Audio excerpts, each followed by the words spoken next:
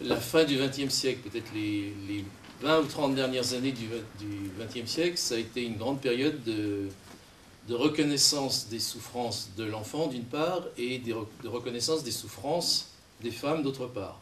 C'est à cette époque-là qu'on a commencé, enfin, parce que ça fait longtemps que l'humanité tourne, à faire des lois pour protéger les enfants de la pédophilie, les protéger de l'inceste, établir que l'inceste est un cas plus grave d'abus sexuels encore.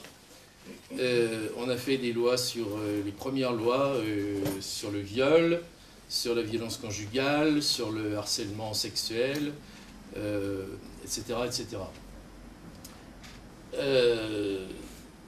Et puis j'ai l'impression qu'il y a eu, à un moment, il y a eu un basculement, et que comme ça se passe souvent dans l'histoire, quelque chose de très bien, de très beau, de très noble, est pris en main ou par des extrémistes qui s'en servent, qui poussent la logique jusqu'au bout des choses, et ça bascule, et ça devient quelque chose d'extrémiste et de très dangereux et de très nocif. Alors là, on a l'exemple, là tout le monde, on est en plein dedans.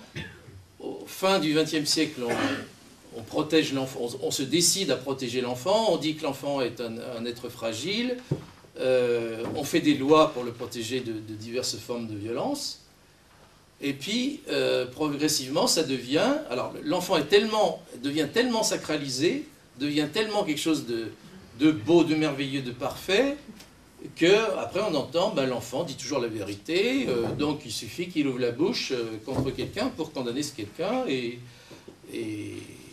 ce quelqu'un est coupable forcément.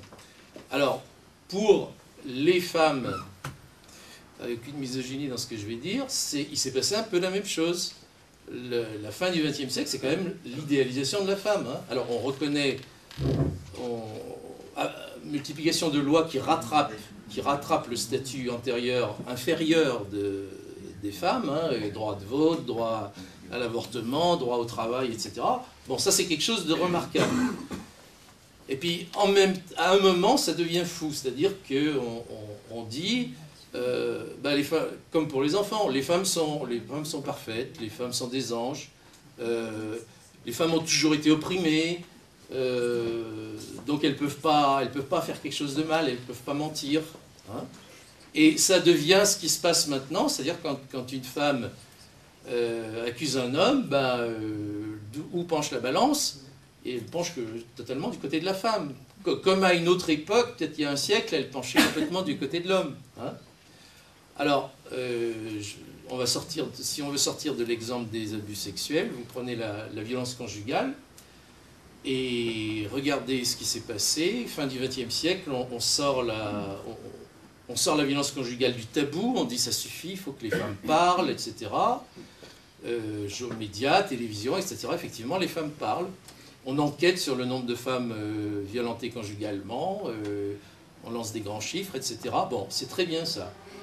Et on arrive maintenant, début du XXIe siècle, les hommes victimes, eux, ils ne sont absolument pas pris en compte.